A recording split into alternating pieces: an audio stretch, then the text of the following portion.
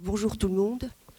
Alors, comme il est d'usage, je vais commencer déjà par remercier l'ensemble des membres de la PAL de me faire l'honneur de participer à cette journée et d'aborder en fait le programme par une pathologie qui est quand même assez négligée. Elle est négligée probablement parce qu'il n'y a pas de traitement spécifique.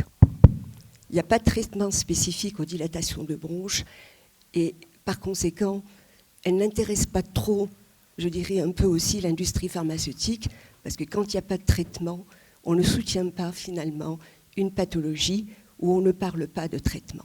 Donc on va essayer de remédier à ça.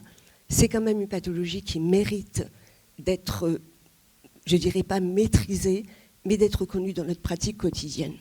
J'ai donc 20 minutes pour vous parler des recommandations, des premières recommandations internationales sur les dilatations de bronches, la prise en charge des dilatations de bronches.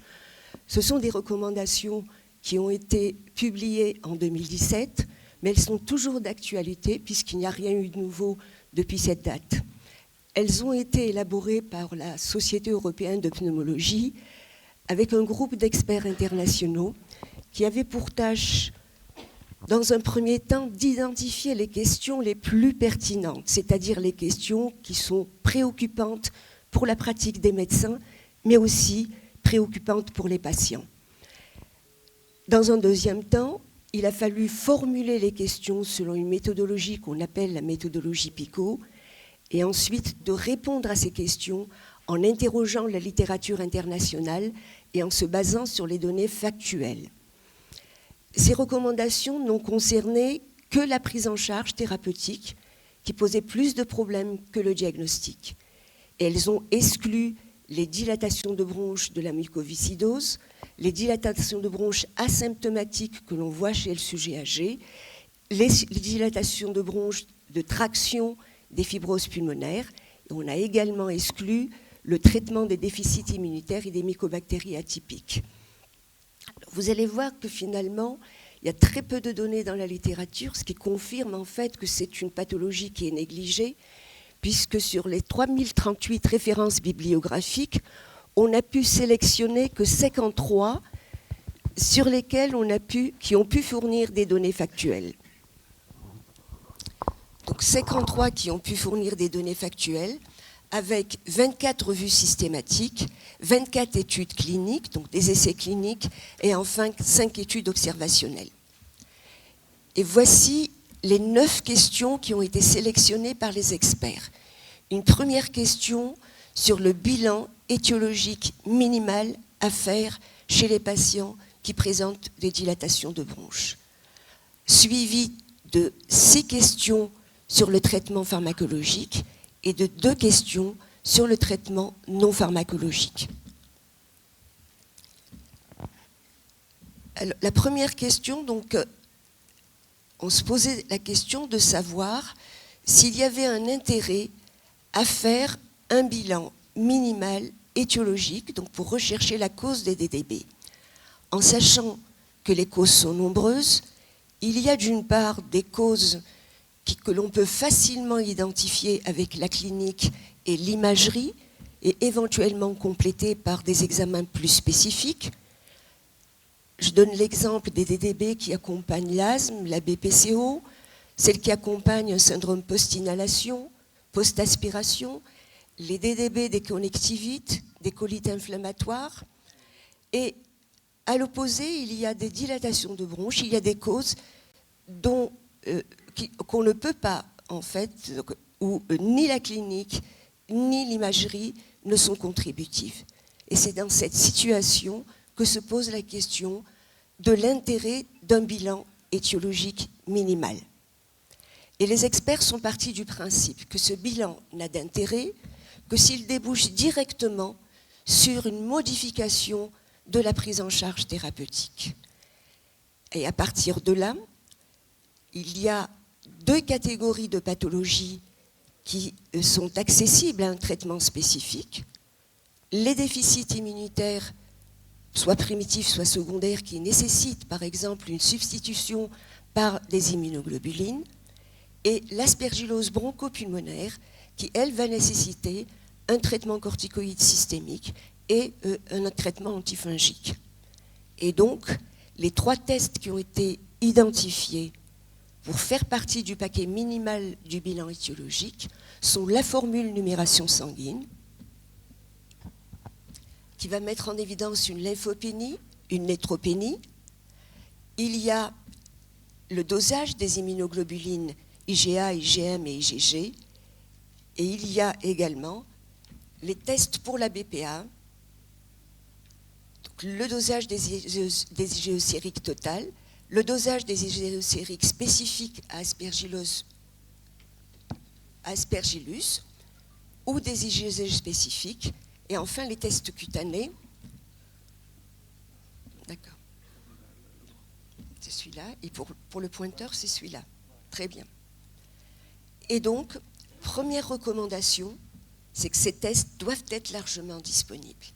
Ils font partie du bilan, du paquet minimal étiologique à demander lorsqu'il s'agit de dilatation de bronche que l'on ne peut pas, dont la cause ne peut pas être reconnue par la clinique et par l'imagerie.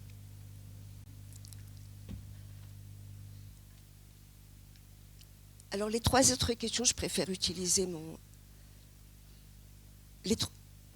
Les autres questions donc, ont trait au traitement pharmacologique ou non pharmacologique, dont le but est de prévenir d'abord les exacerbations, de réduire le symptôme, d'améliorer la qualité de vie et d'arrêter la progression de la maladie. Donc là, on retrouve pratiquement les mêmes objectifs que pour la prise en charge, par exemple, de la BPCO. Et ce qu'il faut savoir, c'est qu'en termes de qualité de vie, c'est exactement la même chose que pour la BPCO. Donc on a le même impact sur la qualité de vie dans les dilatations de bronches et dans la BPCO. Et comment atteindre ce but? Eh ben, on peut l'atteindre en brisant le cercle vicieux des dilatations de bronches, qui est formé de l'infection bronchique chronique, et les germes responsables les plus fréquents sont Haemophilus influenzae et le Pseudomonas aeruginosa. L'inflammation, qui est une inflammation à polynucléaire neutrophile, l'altération de la clearance mucociliaire, et enfin les altérations structurales des bronches, qui peuvent être accompagnées également des altérations des petites voies aériennes et d'un emphysème. Et dans la pratique, ce qu'on voit, c'est que les moyens thérapeutiques, c'est que en fait, il faut viser l'écran. Là. Très bien, je vais me mettre un peu en retrait. Et vous voyez finalement que pour chaque élément du cercle vicieux, il y a un traitement, je ne dirais pas spécifique, mais un traitement approprié. Pour l'infection bronchique, il s'agit bien sûr de l'antibiothérapie. Pour l'inflammation, il s'agit du traitement anti-inflammatoire au long cours. Pour l'altération de la clearance mucociliaire, on a en fait toutes les techniques de drainage bronchique. Et enfin, pour les altérations structurales des bronches, il y a le traitement bronchodilatateur au long cours, la chirurgie et la réhabilitation. Et dans notre pratique, ces moyens thérapeutiques sont souvent utilisés de façon inappropriée, ce qui explique le besoin exprimé par les experts de mettre au clair justement la façon dont on devrait traiter des dilatations de bronches. La première question, ou en fait la première chose qu'il fallait clarifier, c'était la durée du traitement antibiotique au cours d'une exacerbation. Est-ce que les traitements longs d'une durée supérieure à 14 jours, donc de 14 à 21 jours, font mieux que des traitements plus courts, inférieurs ou égaux à 14 jours? Et les études montrent que ça n'est pas le cas, qu'il n'y a pas de bénéfice à utiliser une antibiothérapie de plus de 14 jours et que la durée optimale devrait être de 14 jours. On peut utiliser des cures un peu plus courtes, entre 7 et 14, lorsque, par exemple, les exacerbations sont légères, lorsque les exacerbations sont liées à des germes qui sont plus sensibles, comme le pneumocoque, ou alors lorsque les exacerbations, lorsqu'on a un retour rapide à l'état de base au cours d'une exacerbation. Et en raison de la variation des antibiotiques dans les pays, et en raison de la variation de la pratique de l'antibiothérapie dans les différents pays, les experts n'ont pas été ni dans le choix de l'antibiotique à utiliser, ni dans le choix de la monothérapie ou de la bithérapie. Alors, en dehors des exacerbations, il y a l'infection chronique sur laquelle se grèvent justement ces exacerbations. Et la question était de savoir si on pouvait éradiquer justement cette infection chronique. La réponse est oui, mais à deux conditions. Il faut d'abord que le germe responsable de cette infection chronique soit le Pseudomonas aeruginosa. Et la deuxième condition, c'est que ce Pseudomonas aeruginosa, il faut qu'il soit identifié pour la première fois chez un patient qui a une infection chronique. Ça ne marche pas lorsqu'il est identifié pour la deuxième fois ou pour la énième fois. Le traitement d'éradication consiste en une antibiothérapie qui est plus efficace par voie nébulisée, inhalée, que par la voie systémique, soit intraveineuse, soit orale. Mais les protocoles actuels préfèrent associer les deux voies sur une durée de 3 mois et on a généralement recours, par exemple, à la ciprofloxacine en IV associée à la colistine inhalée. Et cette association, en fait, est efficace dans la mesure où on a une clearance du Pseudomonas aeruginosa avec une réduction du taux d'exacerbation, plus ou moins une amélioration clinique, mais généralement pas d'amélioration sur le plan spirométrique, donc pas d'amélioration de la fonction respiratoire. Et ces études, en fait, ne nous ont pas de données sur l'émergence de la résistance bactérienne. Et ici, la recommandation, c'est qu'il faut systématiquement rechercher le Pseudomonas aeruginosa chez un patient au cours de toute exacerbation et au moins une fois par an à l'état stable.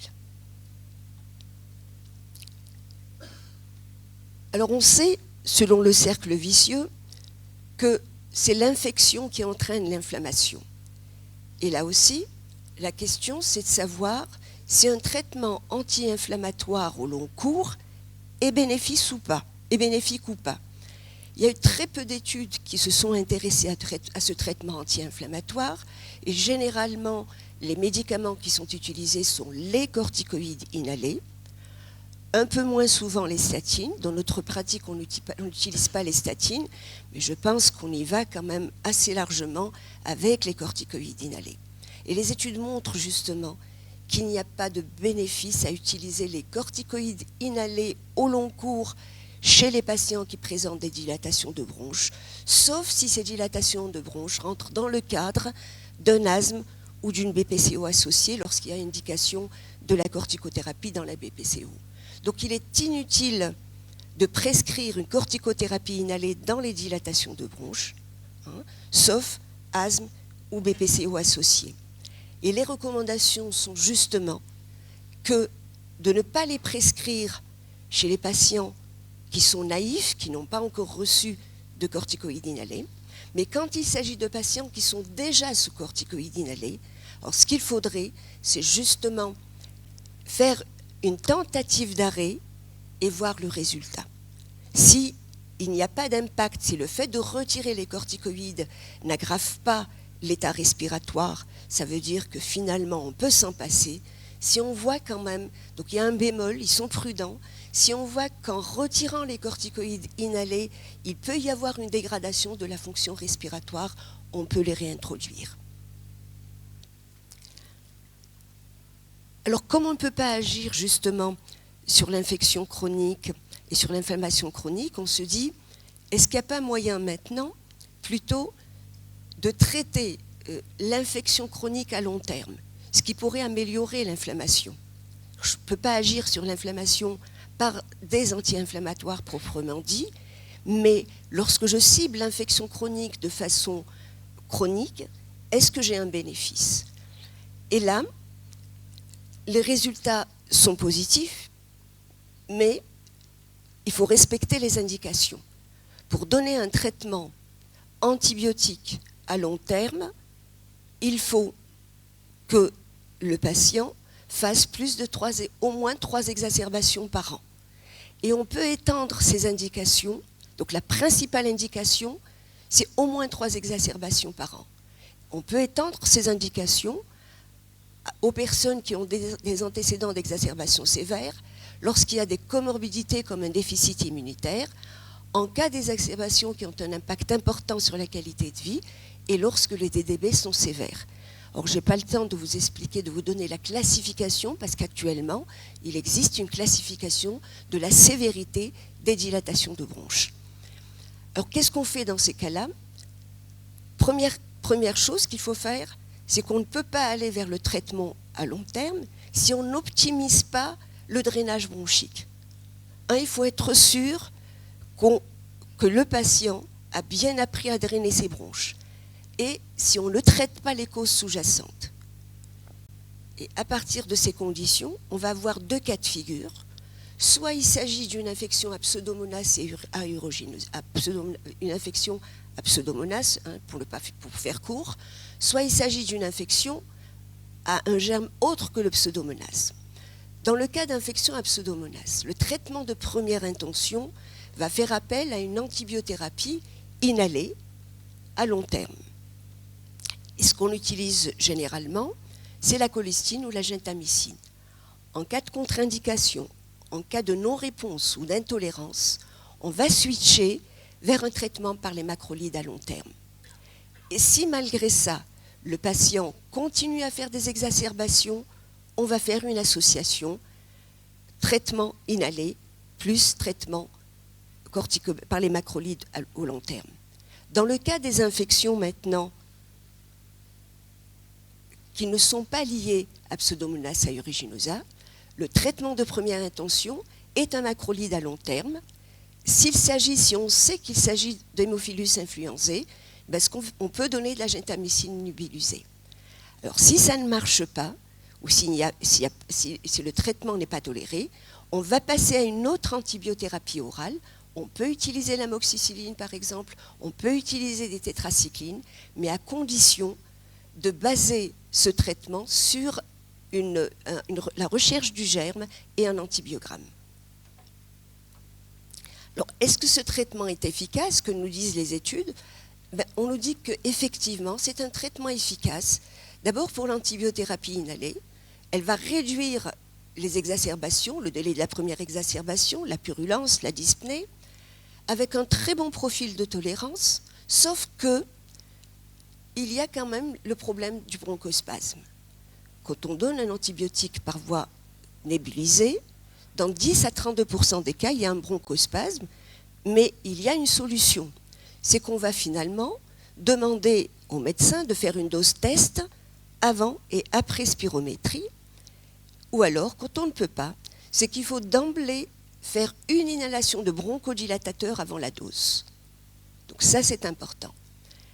Quand on va donner de la gentamicine, par exemple, ce qu'il faut savoir, c'est qu'on n'a pas de problème, on n'a jamais eu de problème d'insuffisance rénale sur 3 mois avec la gentamicine. Ce qu'on peut avoir, c'est de la toux, une augmentation de la dyspnée et de l'expectoration. Et dans toutes ces études, il n'y en a aucune qui nous donne une idée sur le problème de la résistance. Donc on ne sait pas ce qui se passe par rapport à la résistance bactérienne. Pour l'antibiothérapie orale, je crois que de plus en plus, on est en train d'utiliser les macrolides. Et c'est vrai que les macrolides sont les médicaments qui ont été testés dans les essais cliniques. Les essais cliniques ont été faits essentiellement avec l'azithromycine, soit à la dose de 500 mg 3 fois par semaine, soit à la dose de 250 mg par jour 3 fois par semaine.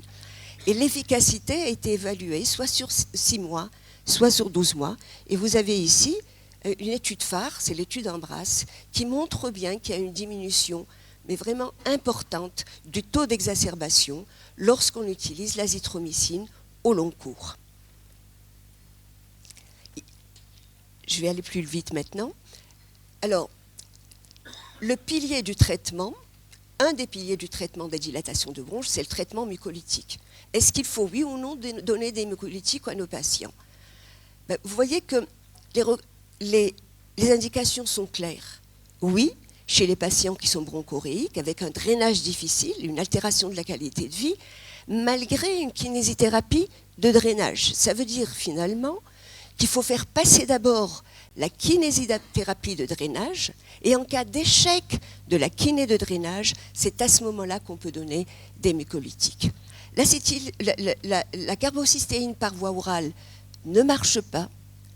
Les meilleurs mucolytiques, c'est finalement le sérum, les solutions hypertoniques. Et comme solution hypertonique, on peut utiliser soit une concentration à 7%, soit une concentration à 6%. Ce sont les deux concentrations qui ont été validées dans les études cliniques. Et vous avez une grande étude qui a été faite, par exemple, avec du sérum salé hypertonique à 7%, à raison de 4 millilitres par jour.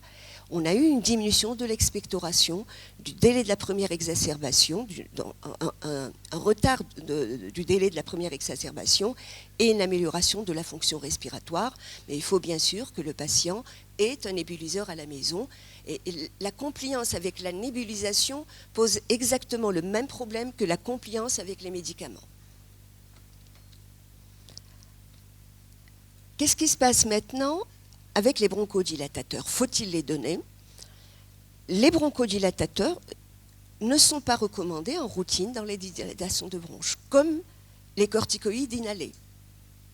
On n'est pas en train de traiter un asthme bronchique, on est en train de traiter des dilatations de bronches, même si dans les dilatations de bronches, on va retrouver un syndrome obstructif dans plus de la moitié des cas. Mais ça n'est pas un asthme, ça n'est pas une inflammation éosinophile. Et en fait, le mécanisme de la bronchoconstriction n'est pas aussi le même.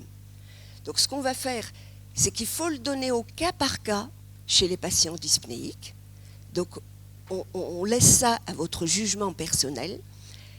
Mais ils sont recommandés avant la kiné, avant la nébulisation. On a vu pourquoi. À chaque fois, pour la kiné, pour faciliter le drainage bronchique. Et puis, avant chaque séance de nébulisation, qu'il s'agisse de nébulisation pour les mucolytiques ou de nébulisation pour les antibiotiques. Mais chez les asthmatiques et les BPCO, lorsqu'ils sont sous bronchodilatateur, il faut bien sûr les laisser sous bronchodilatateur. Alors, l'intervention chirurgicale, il faut faire attention. Les indications n'ont pas changé. Les experts ont juste renforcé justement ces indications en limitant l'intervention chirurgicale au DDB localisé, très symptomatique, avec une toux et une expectoration abondante, avec des exacerbations fréquentes, et toujours malgré l'optimisation de tous les autres aspects de la prise en charge. Quand il y a une hémoptysie, le traitement préférentiel de l'hémoptysie, c'est l'embolisation. Mais comme l'embolisation n'est pas disponible chez nous, on peut effectivement, il va y avoir très probablement, on va envoyer pratiquement nos patients vers la chirurgie, en sachant que si on opère les dilatations qui saignent énormément, le pourcentage en fait en termes de morbidité, vous avez 16,2% du taux de morbidité et vous avez 1,4% en taux de mortalité. L'intervention chirurgicale, c'est quelque chose de bon. Pourquoi? Parce que ça nous permet finalement de rompre le cercle vicieux, d'enlever tous les segments qui ne sont plus fonctionnels et d'éviter la contamination des zones qui sont adjacentes. La lobectomie est le geste de choix. On peut faire appel à la segmentectomie, voire une pneumonectomie, mais la mortalité dans la pneumonectomie est très élevée. Et il vaut mieux le faire en vidéochirurgie, donc thoracoscopie, qu'en chirurgie ouverte. Et puis après, c'est à vous d'analyser le risque-bénéfice à chaque fois que vous proposez un patient au chirurgien. Sans oublier qu'avant, il y a une préparation du patient par rapport au statut nutritionnel et par rapport à la réhabilitation. C'est un peu comme la BPCO. Les patients qui ont une dilatation de bronche doivent bénéficier d'un programme de réhabilitation et je vais en parler maintenant. Alors, kinésithérapie, c'est le pilier du traitement de la DDB. Et cette kinésithérapie, qu'est-ce qu'elle va... En fait, elle est faite pour tous les patients qui ont une toux chronique, une expectoration difficile, et on va apprendre au patient à faire son drainage. Donc ce n'est pas envoyer le kiné, c'est d'abord lui apprendre. Généralement, ça se fait sous la supervision d'un technicien expérimenté, et cette kinésithérapie doit se faire 1 à 2 fois par jour. Il faut insister sur le rythme de la kiné chez les patients DPCO. Technique, il y a la technique de drainage postural, mais il y a aussi d'autres techniques en fait que nous n'utilisons pas dans notre pratique, le travail du flux expiratoire, la toux assistée dirigée, et puis les techniques instrumentales. Alors vous voyez en fait ces petits instruments en fait qui permettent de créer des oscillations à l'intérieur des voies aériennes respiratoires, de mobiliser les sécrétions et finalement d'encourager en fait la toux pour que le patient... ça coûte pas cher, ça peut même se fabriquer ici si vraiment on avait l'intention de faire évoluer la pratique. Alors, l'avantage, c'est que ça augmente la clearance du mucus, ça réduit l'inflammation, le risque d'infection, ça réduit la toux et ça améliore la qualité de vie. Et le deuxième volet de la kiné, c'est pas un volet, c'est un volet plus global en fait, c'est la réhabilitation. C'est les programmes de réhabilitation pour les patients BPCO, surtout ceux qui sont intolérants à l'effort. Il n'y a pas d'effet adverse. Le seul problème là aussi, c'est que ça nécessite une compliance. Et généralement, c'est des choses qu'il faut faire de façon répétée, de façon systématique pendant au moins 12 mois.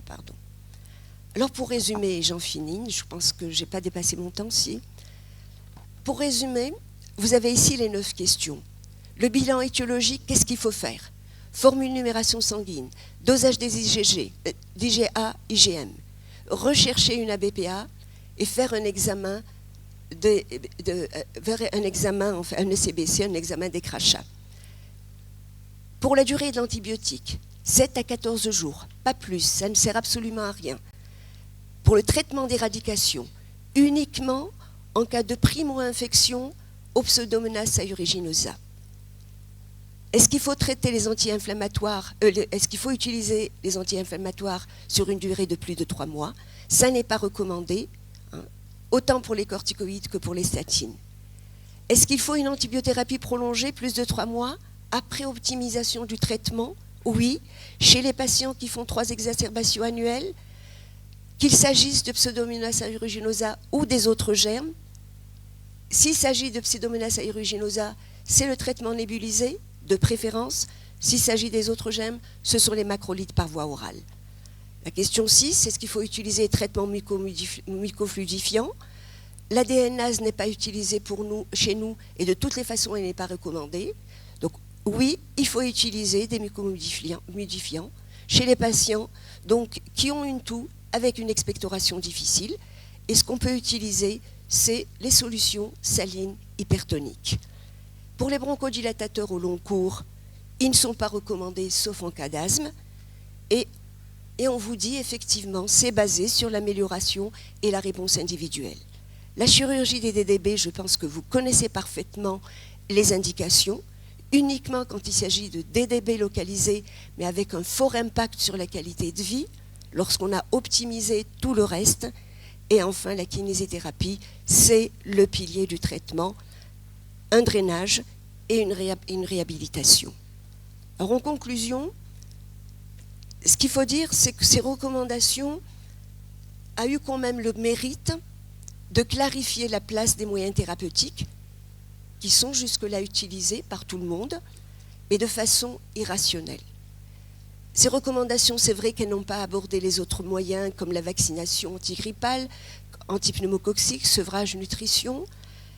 Ces recommandations montrent en fait que nous ne sommes pas encore capables de délivrer un traitement efficace dans les dilatations de bronches et qu'on a tout simplement essayé d'extrapoler ce qui se fait dans la mucoviscidose aux dilatations de bronches et qui normalement maintenant on sait que ça ne devrait pas se faire. Les dilatations de bronches en dehors de la mucoviscidose, ça n'est pas la même chose que les dilatations de bronches de la mucoviscidose. Jusqu'à présent, il n'y a aucun médicament spécifique qui a une autorisation sur le marché, mais il y a quand même des essais cliniques. l'industrie, il y a eu, si vous voulez, de la part de la communauté scientifique, un intérêt pour les DDB. Et on dit que l'année 2023 a été l'année des DDB. Il y a un intérêt de la communauté scientifique qui a forcé en fait l'industrie pharmaceutique à essayer de réfléchir au traitement que l'on pouvait, au traitement spécifique que l'on pouvait administrer dans la dilatation de branches. Mais malheureusement, toutes les recommandations que je vous ai présentées sont des recommandations de faible niveau de preuve. Et quand je reprends en fait de la première à la 9e recommandation, vous voyez que la qualité d'évidence est faible. Très bas, très faible, très faible, très faible, très faible. Il n'y a que l'antibiothérapie chez les patients, l'antibiothérapie à long terme, chez les patients qui font plus de 3 exacerbations où le niveau est modéré. Il y a aussi le fait, alors la DNase on n'en parle pas, et il y a aussi le fait que le patient devrait bénéficier d'une kinésithérapie et d'une réhabilitation. Pour tout le reste, le niveau est faible, donc c'est plutôt, on est plus dans l'avis des experts que dans les données factuelles, et je vous remercie.